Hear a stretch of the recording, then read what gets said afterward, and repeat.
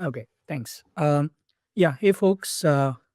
So today I'm gonna, cover my journey to Google DeepMind. Uh, I'll give you some background about myself, and then from there on, I'll walk you through all the stages of the interview that I went through in order to land a role at DeepMind. So before that, a little bit about me. Uh, So I'm a research engineer at Google DeepMind. My core focus is on AI for education, um, and I'm a core contributor on uh, projects such as LearnLM, Astra, um, and others. And I am the overall tech lead for the project Astra AI Tutor that Google introduced at I/O just a few days ago. So. Uh, Aside from that, what I also do is that I conduct a lot of interviews for DeepMind. So I'm going to give you, hopefully through this particular session, I'm going to give you some insights into how I think as well, and like what I evaluate in candidates when they are answering the questions that I pose to them. Um, and if you want to know more about my work, I'm not going to play this YouTube video today, but there is this video that you can look up uh, on YouTube from Google, and this is the work that I led at DeepMind, uh, uh, and it's essentially an AI. It's a multimodal agentic AI tutor that we are building here at Google. Okay, with that, that was a very brief introduction about my work, myself, uh, and a little bit of what I do. So now, with that, I'll move on to uh, my journey to DeepMind. So, uh, my journey actually, and I thought this would be like super. It would be super helpful to cover like some of my background, and especially if you are in your undergrad, there are some things that you can do in order to kind of uh, some best practices that you can follow just to in order to kind of build a strong profile. So I completed my undergrad in computer science from India, and while doing my undergrad, one of the things that I did was that I took part in numerous research projects, uh, and the core focus area for these projects was the intersection of like systems engineering and machine learning. Some of the projects were open source projects that were sponsored by grants from organizations like LexisNexis and are publicly used today and available through the LexisNexis ML libraries. Uh, Aside from undertaking projects with professors, the other thing that I did was that I participated in multiple hackathons. And I think hackathons are a really good way of building up very good technical skills and like getting a good breadth of knowledge across different kinds of tools that exist out there. Because while hacking, you're kind of building a full stack application, coupling that with like some ML algorithm, and then you're kind of building a product end to end in some sort, and then you understand the different components that go into the product. So through by participating in hackathons, some of the skills that I learned was in Android development, in cloud computing, machine learning, and more. Uh, and during my undergrad, I also had the opportunity to intern at places like Microsoft Research and uh, Morgan Stanley. Uh, Post my undergrad, after my internships, I joined Morgan Stanley as an analyst on the equity swaps trading team. Uh, Essentially, this team was focused on building like high performance systems for for systematic trading. And some of the technical skills that I gained through this particular role was that a lot of development was in C++. So I learned that. I learned Spring Boot as well. And then there was, some proprietary trading databases that a lot of these banks use. So you kind of have to kind of interface between those, and therefore, through this process, I kind of had a good sense of how to develop like good backend systems which are like highly performant and can support like low latency trading. Uh, at Morgan Stanley, I worked as an associate for about a year, but then I soon realized that it wasn't my calling because although the work was very interesting and there was a lot of like systems engineering and low level optimizations that you end up doing in the job.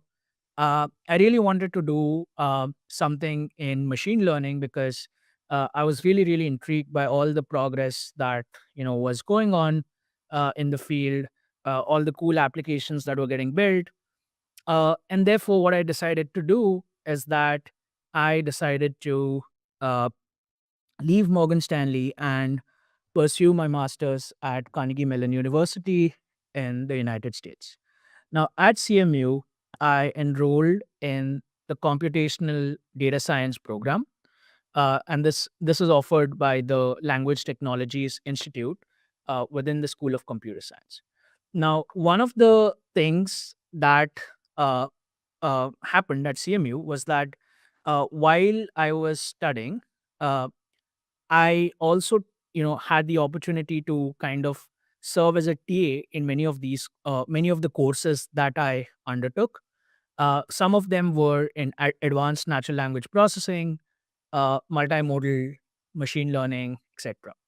And the good thing about being a TA in these kinds of courses is that uh, so in general, the way it works is that you take the same course, like let's say in semester one, and then in semester two, when you have kind of already gone through the entire course, you can apply for the TA-ship for that particular course, and then the professors talk to the professors, and they'll evaluate you. How there are some interviews in general to get the TA-ship, and then you end up getting the TA role. And the good thing about doing uh, good thing about working as a TA is that it kind of allows you to reconnect back with a lot of the stuff that you studied and kind of view it from the lens of someone who is tutoring, let's say, a new person, right? And therefore, what ends up happening is that a lot of people come to you with a lot of questions on, and then your understanding of that particular subject uh, develops even more because now you're not just like reading something, but you're like actively synthesizing all the kinds of problems that people are facing. You're trying to debug it for them, you're trying to solve them. So in a way, it ends up deepening your knowledge. So I think that doing this doing the TA-ship was like extremely helpful in kind of building some depth in each of the subjects uh, that I kind of took. Uh, and then another thing that I did was that I also took like so I also had a capstone project, and the capstone project at CMU was very interesting because this focused on the Alexa Prize Symbot Challenge. So the idea behind this particular project was that you had to build a simulator bot that could kind of listen to commands that are given in natural language and execute that commands in like a simulator environment. And the reason why this is interesting is because this was a huge part of, I guess, what stood out in my application to DeepMind. Uh, but essentially, what ended up happening was that the project that we were working on, there were many universities that were competing. And uh, in our case, like our team ended up making it to the world finals, and we were ranked like first when the beta phase was going on. So this was actually a pretty good experience because it also gave me like some kind of insights into like okay, how do I use the most cutting edge ML to kind of build like an AI agent that can do these tasks completely autonomously in a simulator environment, right? And then while at CMU, I also interned as an applied scientist at Amazon Science. So at a high level, this was briefly my background. I had about an undergrad and a master's in the field of computer science, and then I also had 1 year of experience working at Morgan Stanley. Um, Now, this is how it all began for me. Uh, So while I was interning at Amazon, there was this post that I found on LinkedIn from a recruiter at DeepMind, um, and if if you guys know that DeepMind back in 2022 was a separate research lab within the parent company of Google, Alphabet, but it wasn't integrated with Google. And DeepMind was known to be extremely selective in the kinds of people that they hire. There were a lot of famous and it was always in the news. I mean, if you know AlphaGo and other documentaries that have come out from DeepMind, DeepMind was the lab that, uh, yeah, I think beat the best Go player in the world, which experts had kind of thought it was a very difficult challenge back then. So they had a lot of. It was highly selective, highly prestigious, uh, and also you know uh, in terms of like picking the candidates. Whenever someone puts out a LinkedIn post, you don't expect that if you apply through that you're going to hear back, right? So that was the same story with me as well.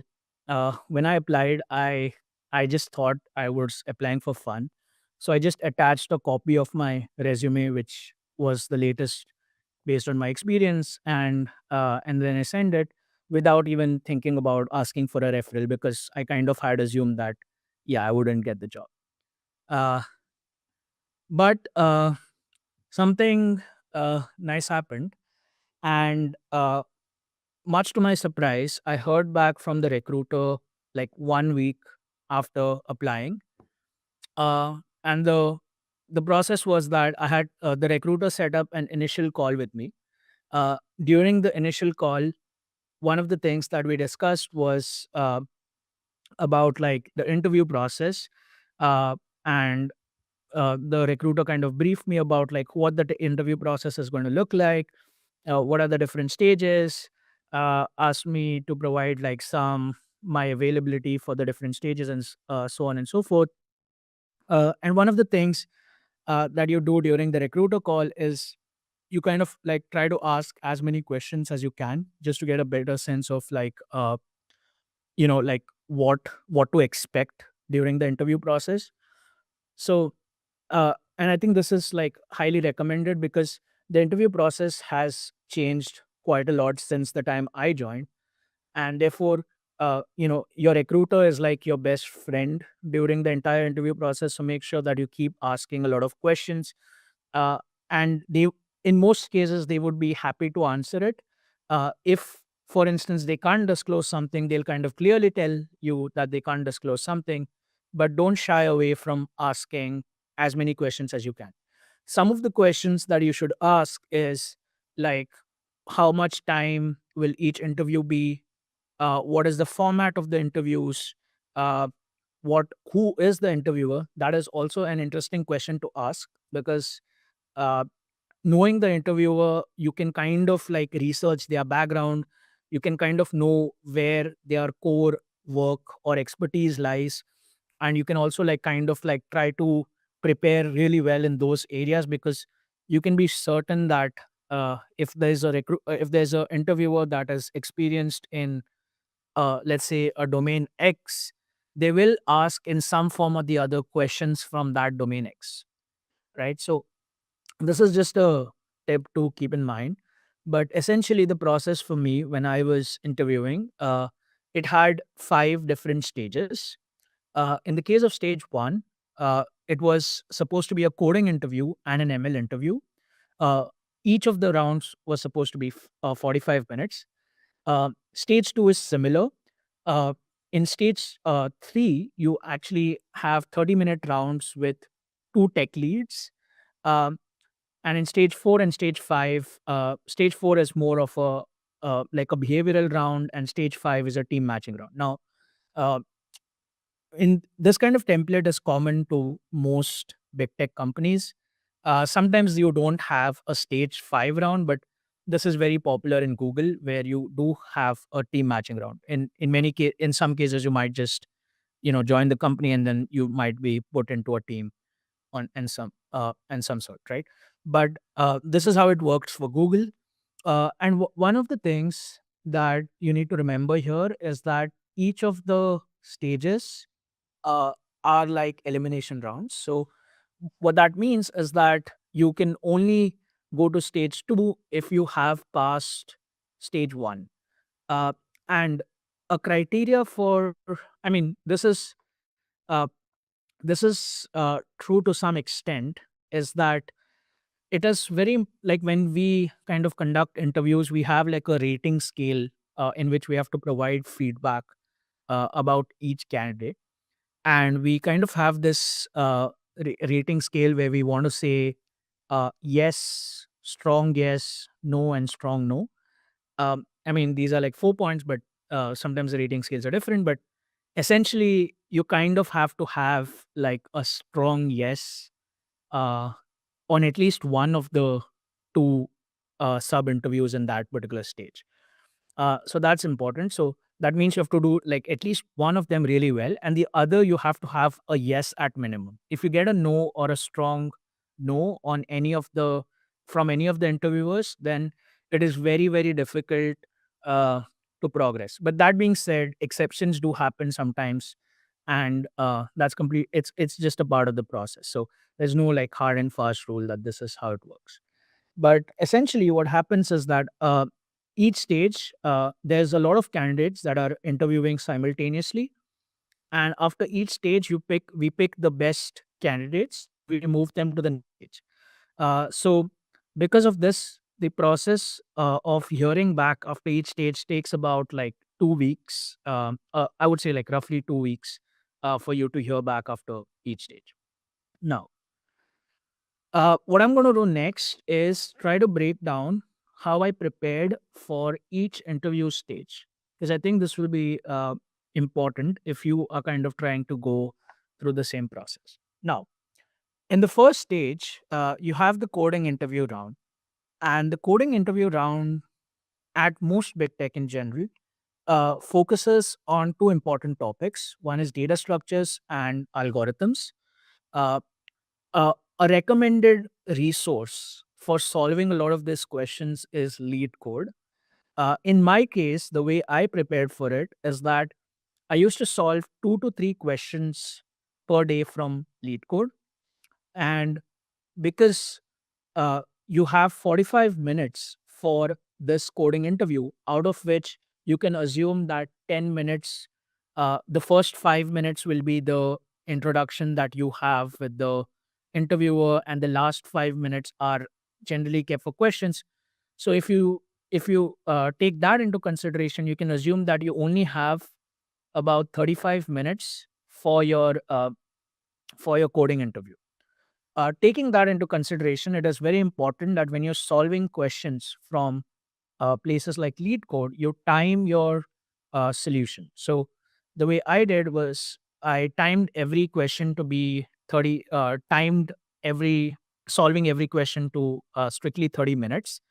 And I also focused a lot on solving medium and hard questions. So one of the good things about lead code is that it allows you to categorize and filter questions by the level of difficulty. And uh, you have like easy, medium, hard, and so on and so forth. So I generally focused on solving the medium and hard questions.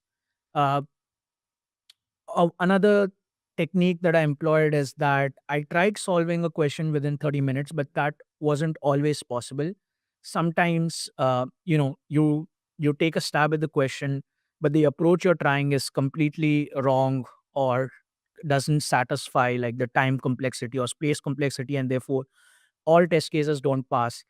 And therefore, in those cases, what I did was I flagged those questions, like I starred them, and I left it for a review, like for the next day. And the next day I would come back, look at the same question, try another approach, because it was like I knew what I had tried the previous day. I knew what I'd failed. So I would try using a different approach to solve it. And if even after trying it the second time, uh, I couldn't solve it, then what I did was that I used to look at the solution, understand like what is the concept that was employed in solving the problem, what did I miss, and mark it for revision. Uh, and then this strategy is like really, really useful, because what you can do is that you after going through this process over and over again, you will kind of build up a question bank of revision questions. And these revision questions are really the ones uh, that are going to be very useful, because you can expect, like at least in my case, most of the questions that I got in the interview ended up being some variant of the revision questions. And therefore, uh, you there is like some implicit transfer of like between what interviews consider as good questions and then the questions that you can't solve, right? So focus a lot on those questions, try to solve them, or at least review your solutions for them a day before the interview. Now, coming to coding interviews, there are certain algorithms that are absolutely that you absolutely must know, especially if you're giving an interview for big tech. uh, One of them is like, some of them are like breadth first search, depth first search, backtracking, topological sorting, binary search, union find, memoization, etc. So uh, these you can kind of hands down be sure that whatever question you get in your coding interview is more likely than not going to be based on these algorithms or some variant of these algorithms. So in many cases, you might have to apply uh, two algorithms in together, or like mix and match between algorithms to solve a problem. But these are by far the most important algorithms that at least I found when I was interviewing for most companies. Um, and in terms of data structures, you don't really need to know like very fancy data structures. I know like people talk about red black trees and like so many other different data structures, but you like knowing the basics really well is often enough. And then based on your like your practice and like your during your practice sessions, you kind of can naturally modify most of the basic data structures to conform to the constraints that are provided by the problems. But in terms of data structures, I would say you definitely need to know how to construct the basic trees, graphs like binary, n-ary trees, graphs, heaps, queues, stacks, etc. So these are the most important, data structures and algorithms I would focus on if I was preparing all over again.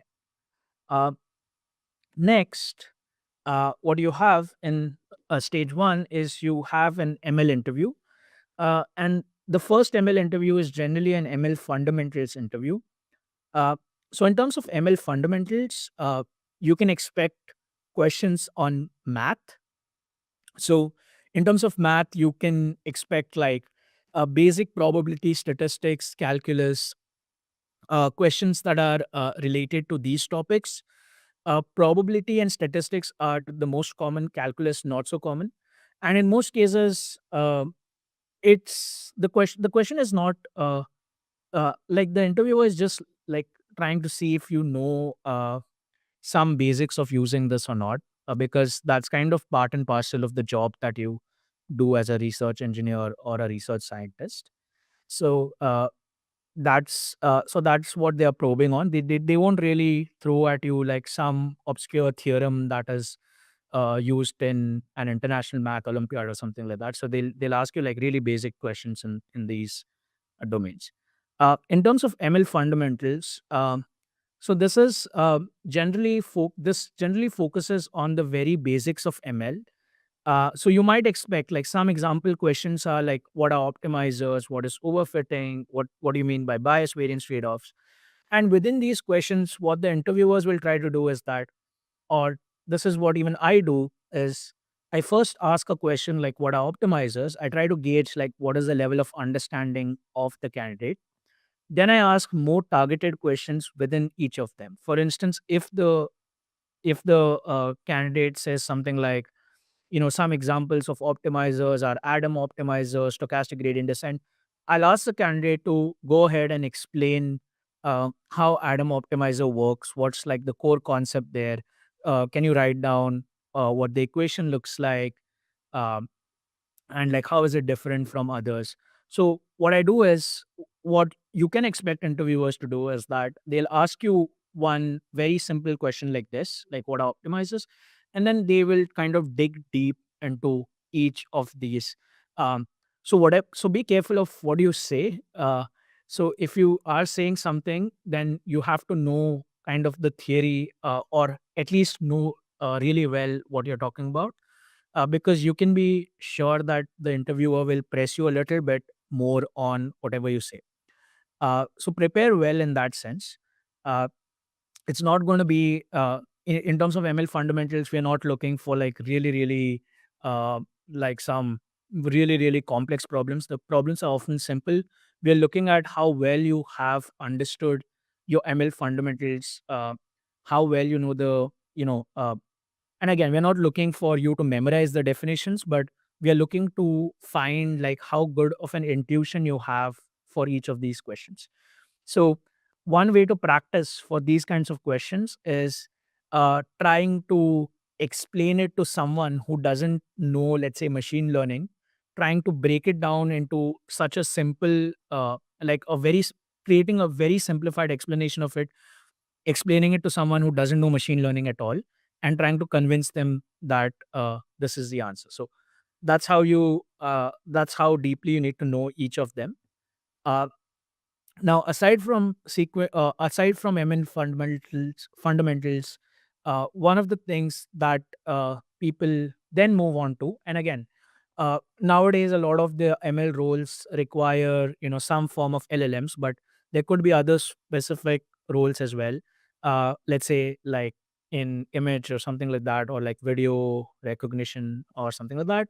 In those cases, you might have like slightly different questions, but let's say for what I've seen and what I also do right now is we generally move from the basics of ML fundamentals to sequence models, and we expect the candidates to know uh, something about like RNNs, like explain the different kinds of recurrent neural networks, explain the architecture of transformers, how do they work, what are the different components. So these are some of the questions that you can expect here. And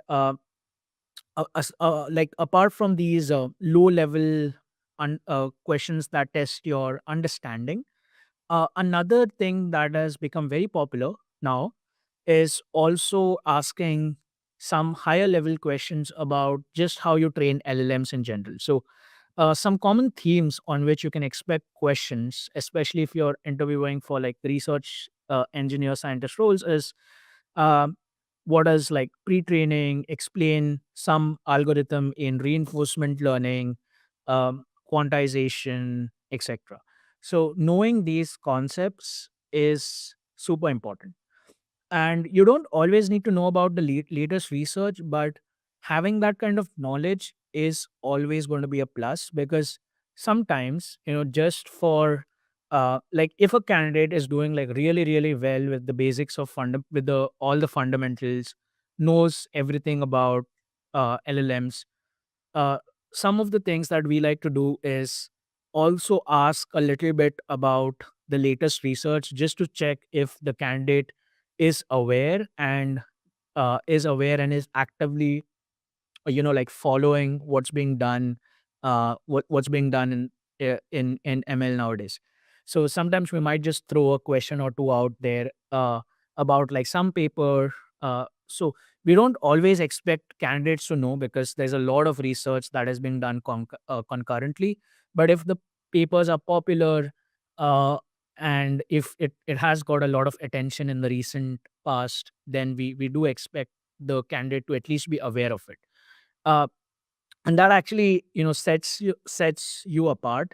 So that's the difference between getting a yes and a strong yes. So if you're able to know the fundamentals really well, you can answer almost anything on like LLMs, let's say, um, and you know the research, the latest research, then that would kind of automatically transition from yes to a strong yes.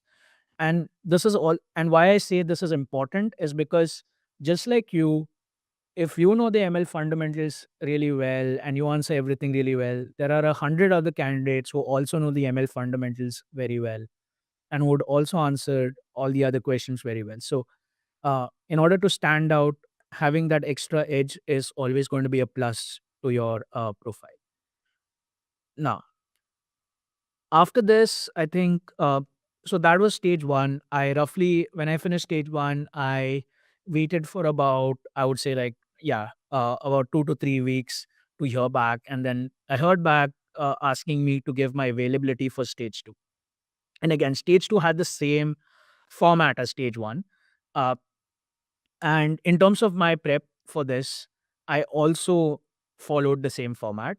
But during, I think, stage two, what I did different was that I focused a lot more on lead code hard problems. And I think this is something that if you do enough problems on lead code, you will also realize that a lot of the easy and the medium problems become repetitive in some sense, because it's the same concept, same data structure, algorithm every time. It's just the wordings of the problem have changed. So you kind of like start seeing a pattern, and therefore the lead code hard problems are still very interesting in general because many of them are different. They involve like dynamic programming, each time having some different concepts. Although over time you also start seeing patterns in the lead code hard as well, and they also get a little boring. But that's what I did. And again, one thing that I learned from my stage one was that after I used to solve like a problem, the interviewer would ask me for the time and space complexity of my solution. So uh, in stage one, I kind of computed the complexity like on the fly, but for stage two, I also decided to prepare in this way. So this is, I think, super important and often overlooked. For every question that you solve, you should be able to tell what space complexity and time complexity your solution uses, even if it isn't the most optimal uh, solution. If you're able to tell this kind of information, it automatically stands out to the recruiter. Uh, sorry, to the interviewer. And another thing that I also try to do is I try to cut down the problem solving time to 15 to 20 minutes. That is mainly because if you finish your question, like during the interview, if you get a question and let's say you have 35 minutes to solve that question, but you finish your question like 15 to 20 minutes, then and you kind of run the code, show it to the interviewer, then the interviewer will ask you like follow up questions which add to your like brownie points for your application. So you might get one or two follow up questions which are very simple modifications to incorporate. And actually trying to like actually able being able to do both, like solving the basic question and then also as per the requirements that are given by the interviewer, being able to modify your solution to kind of fit the new requirements, uh, gets you a lot more. I mean, is like if you're able to do both, that's like a sure shot, strong yes in the case of coding interviews in most cases. So that is one thing that I try to do is so I try to cut down my solving time to like 15 to 20 minutes. And the other thing that I try to do was I also try to spend some time refactoring the code. Oftentimes when we are like solving questions in competitive programming, I think there's this tendency to write like code really fast where we don't pay a lot of attention to like the overall design of the code. And sometimes that kind of is bad, especially if you're doing especially if you're like use a lot of uh like bad coding practices, it kind of like stands out to the interviewer as like you're not, as you not being mature enough in your ability to write good code. So spending some time to clean up the code that you wrote, making sure that you follow the Python best practices, or like the best practices in any language, is also very uh, helpful, and it's a good skill to have. It's something that also clearly shows to the interviewer like the maturity of your coding abilities. Uh, there's this others round in ML that is also very popular nowadays, and this is what most big tech companies are also adopting. So the first ML round focuses generally on ML fundamentals, where we just ask you, uh, basic questions. The second ML round, it's generally called an ML design round, and in this round, what we are interested in knowing is, if we give you a problem, like a completely open ended problem, and we ask you to design an ML solution for it, with an end to end ML solution, right from pre processing all the data to deploying your solution, how would you do it? So this is part of the ML design round. And an example of this question could be, design a video recommendation system on YouTube for recommending something in a particular category. So this is an example.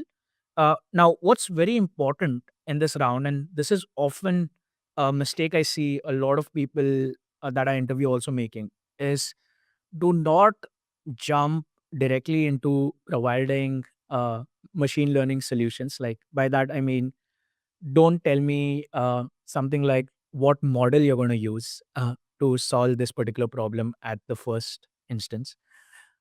You have to adopt like a more systematic approach, especially in ML design. So the first thing that you always start by doing is ask a lot of clarification questions. Uh, the interviewer will like intentionally provide a ambiguous question where there are many considerations. Like for instance, if I ask you to design a recommendation system for YouTube, you can ask questions like, so in terms of features, what kind of features uh, are available to us to use in the recommendation system? Could we use the text descriptions or the titles? Could we use the images? Could we use the video feed completely? So these are the questions that you ask in order to resolve all ambiguities, and this is what we all are expecting. And if you don't do it, it kind of again shows us that you know you're not thinking of this a problem from a professional standpoint. Uh, the next thing that you do after asking a lot of these clarification questions is then start by looking at the data. So like as I mentioned, you ask like you kind of like decide, okay, these are the features that you have available to you. How would you use them? Like, would you convert them into like there might be some text based features, so how would you process them? Would you use some embeddings? Would you use an LLM? Would you convert them into numerical features? So you ask these kind of questions, and you and basically start explaining to the interviewer like how would you take your data and transform it. uh, the other thing that is also very important and very critical from a design standpoint is you always need a baseline for comparison, right?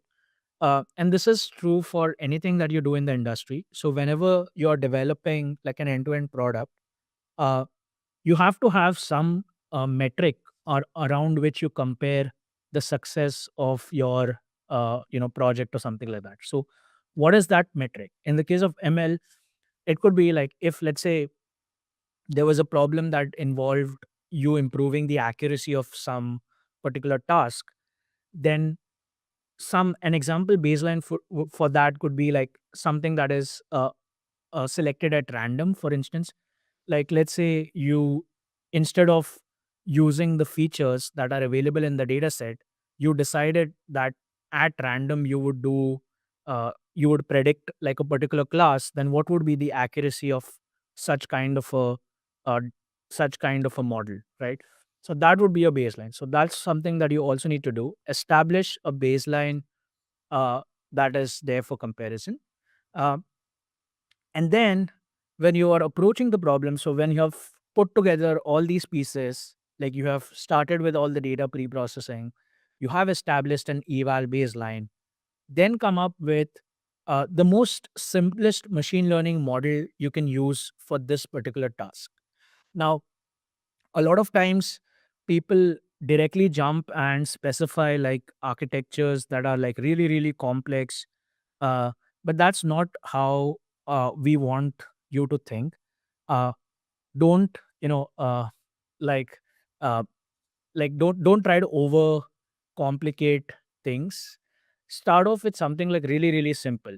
For instance, like if it's like an image processing task, you could say that I'll use a very, very simple fully connected neural network or a multi-layer perceptron. I'll use that, and this is how I'll do it, rather than starting by saying that I'll use convolutional neural networks. So what that allows you to do is that it actually allows you to use the drawbacks of the basic architectures to your advantage, because what you can do now is by saying that by saying like I started using an ML, I'll start with using an MLP, but there is this problem with MLPs, and therefore uh, I'll switch to using a CNN. So saying something like that allows you to also tell the interviewer something that you already know about, like the limitations of the simple architectures and why people used like a more complex architecture. So that is always a nice thing to do, because it shows that your justifications are sound. You know the entire background. You're not just like simply because people are using CNNs for that particular task, you're not recommending a CNN or something like that, right?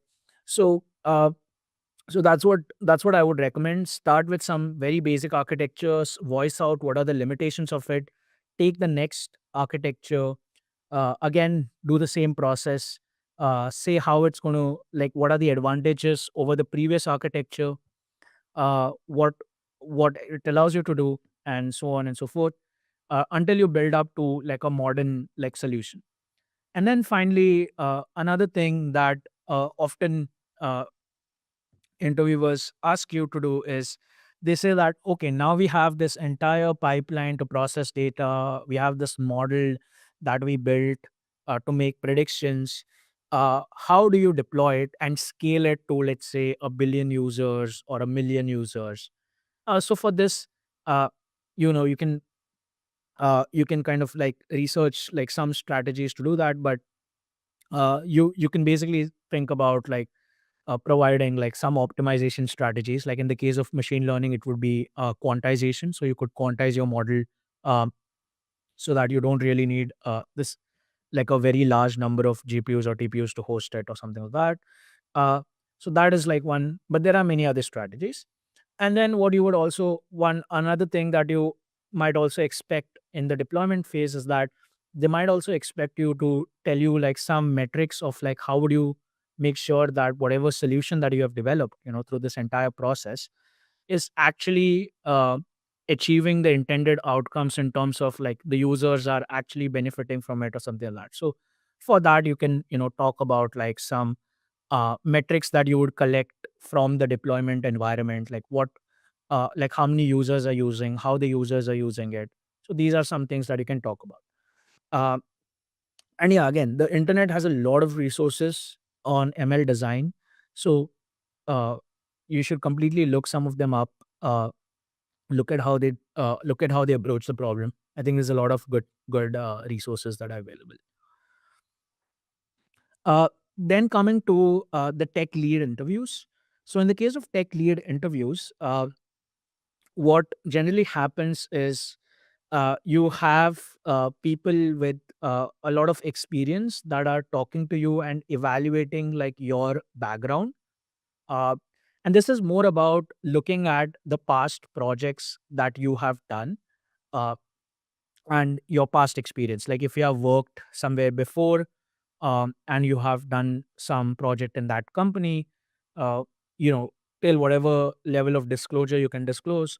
People are just looking, people are not interested in like the exact specifics of that particular project. Like they, I mean, we're not looking for someone to tell us confidential information about like what metric improved. Like we're not interested in like telling, like people telling us, okay, this was the initial revenue, this became the final revenue after the project. We don't want that kind of information.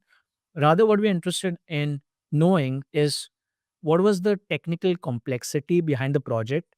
uh, so you can be very generic in your answer, not so as to not disclose anything confidential. You can refer to databases as you can kind of like mask away a lot of the names that people that are used. Like you can just refer it to as some generic database or something like that, and you can just say that I worked on this particular database. I made these changes in the tech infrastructure, and then these were the outcomes, and so on and so forth. Like, uh, so what we are really evaluating is how did you, what was the technical complexity of the projects that you have worked on, um, and like how much of them do you know in depth.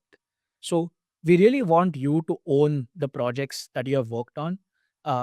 If you haven't contributed much to that project, you will very easily, and you tried talking about that project, you might very easily be caught, because asking follow up, like we always try to go deep. Like if whatever you say, we try to push a little bit and query a little bit more into that. Um, so one of the things that you need to be sure of is whatever you say, try to give like some clear justifications for every decision that you make. And then in terms of impact, you can say some things in terms of latency. You can say like, doing this improved like the latency by so and so much, accuracy improved so and so much. Uh, even without giving the exact numbers, you can say like, uh, we can be very kind of like generic about it and just say like, this happened. uh, but but what's important to note here is just the technical complexity and how well you know that project. So don't so talk honestly, don't over exaggerate. uh, uh, and then you yeah, one of the things that is like super helpful for this particular round in general is asking your interviewer who your like asking your recruiter who the interviewer will be before the interview. So this is actually a good opportunity to kind of like, if the interview if the recruiter tells you, what you should do is try to look up their profiles on the internet, try to see what their past research is about, try to read up on a few of their papers. So this is also something that is useful. uh, like especially their more recent papers, because that's always like fresh in their heads. So try to read a little bit about that. And then when you are doing your interview, because this is more like a conversation that you have, uh, try to like, if there are any projects that you work on that kind of intersect with their work, try to emphasize on those projects, try to tell them a little bit about that, uh, and that will kind of build a natural connection between you and the interviewer. uh, However, you must note, and this happened to me in both my technical lead interviews, is that I asked the recruiter who my interviewer would be. I prepared to, meet that particular interviewer, but at the last minute, the interviewer changed. So be completely prepared to talk to a complete stranger. So there's no guarantee that the same person is going to interview you. This happens all the time at Google and other companies as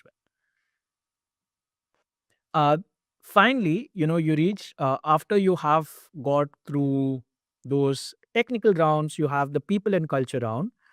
And in most cases, this is a good, getting to this round is a very good sign.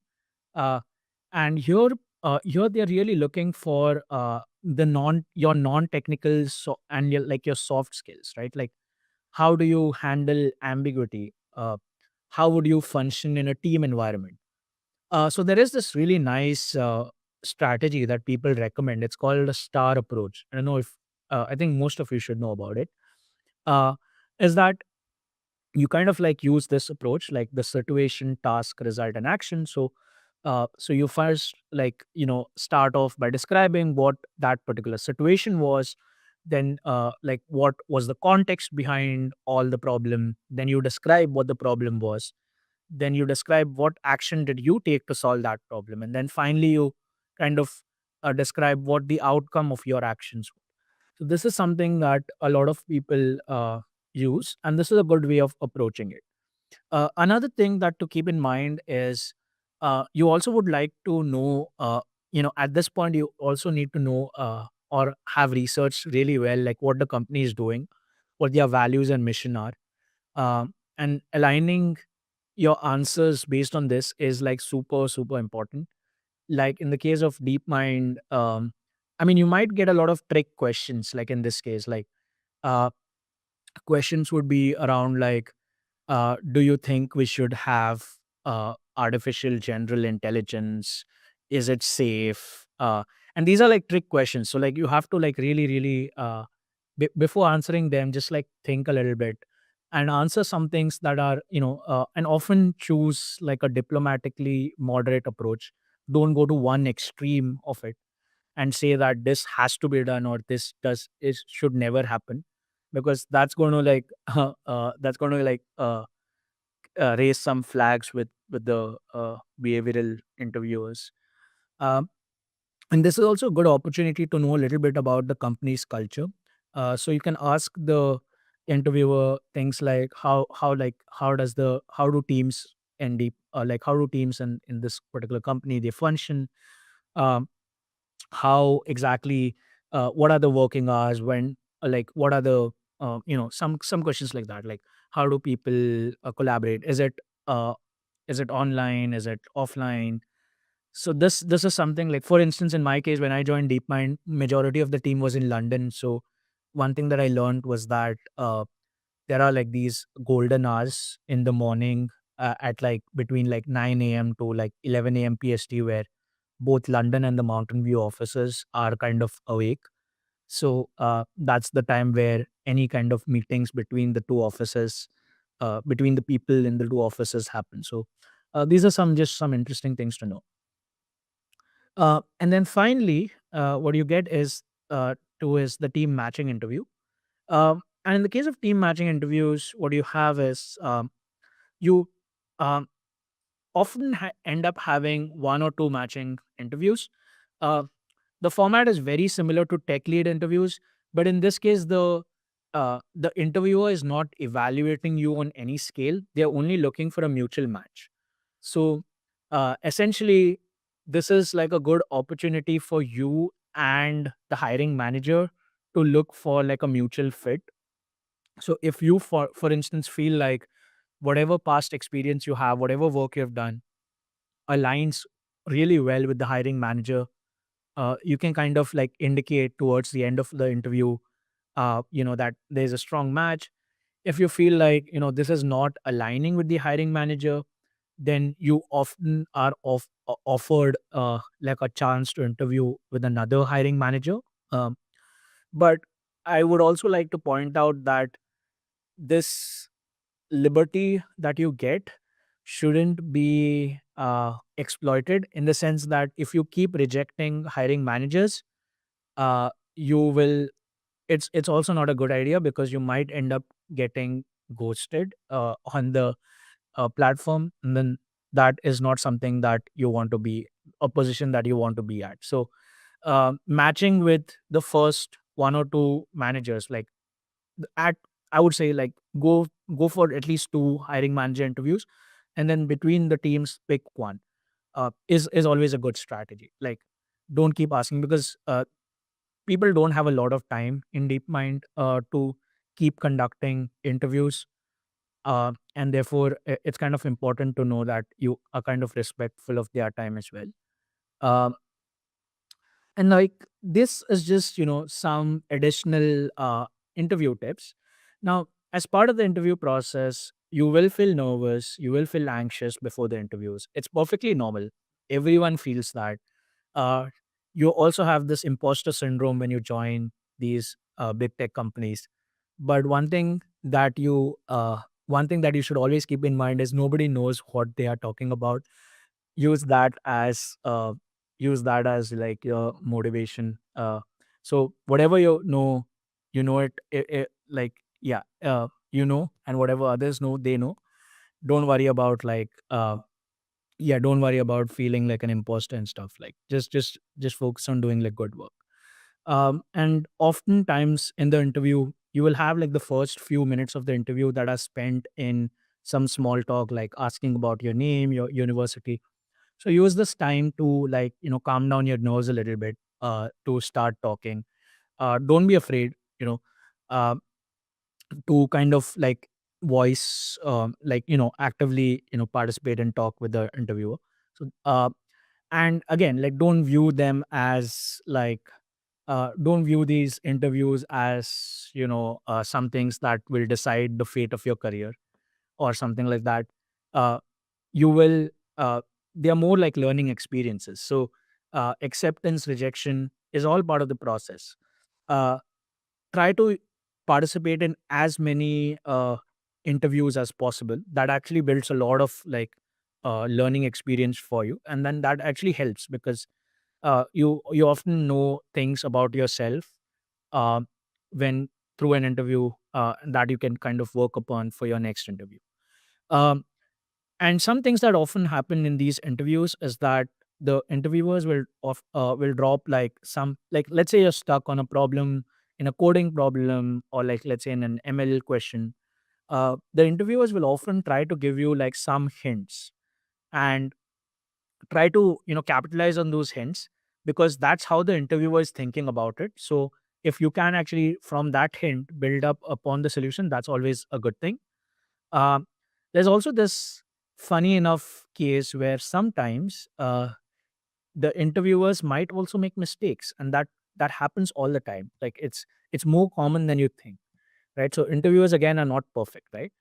And in this situation, a good way to deal with it is to, you know uh, stay calm, try to, engage in some discussion, and don't kind of like go into this confrontational behavior and try to tell the interviewer that, hey, like, you're wrong, or try to prove that they are wrong in some way that is sarcastic or something like that. Don't try to do all that. The interviewer is your future teammate. Just try to build rapport. um, and the way to do this is try to approach this problem solving collaboratively. At the end of the day, the interviewer should also not feel offended with like your tone and stuff. So try to, like, be a little mild and like the way you speak to them as well.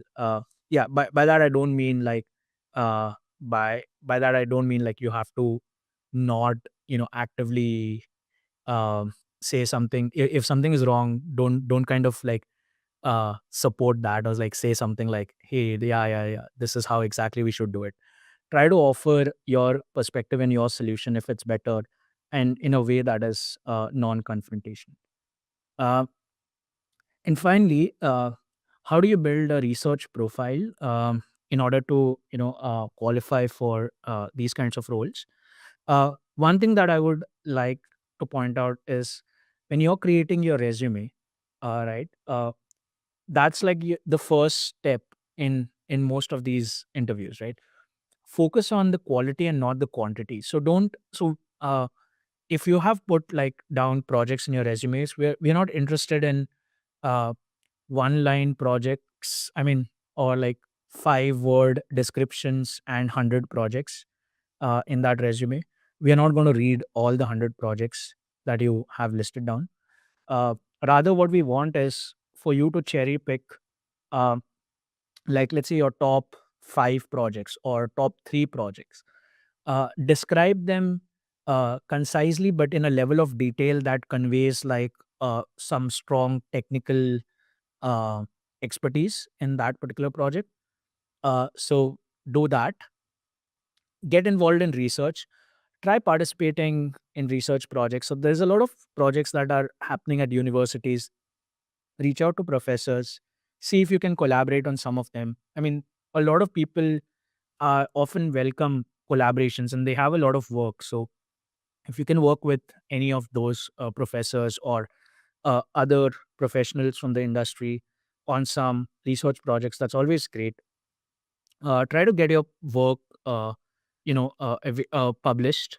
Look for like conferences, journals, uh, and even if you don't submit to peer reviewed venues, what you can always try to do is whatever research that you're doing, you can always try to send it to archive. So that's a really good way of like adding to your profile, and then it's a good way of iteratively building up on your research. Stay informed, like keep up with whatever is happening in the ML world or the other world in whichever domain that you're in. Um, and try to follow like all the uh, like the good researchers in on these various social media platforms, so that you know about like the latest work. Also try to look at Google Scholars of many of these people. They have like most of their research papers up there. uh, and Now, another thing that's important is that whatever projects that you do, understand each and every aspect of that project. Know that during the interview process, we will really, really grill you to find out whether you actually did that project, or like how much did you contribute to that project. So, we really want to look at projects in which you have been the core contributor and you were kind of very instrumental in the success of that project. So when you're writing a resume, also try to highlight these kinds of projects. And yeah, I think those are like the very general guidance. So with that, think i'll I'm happy to take questions that you have. Thank you.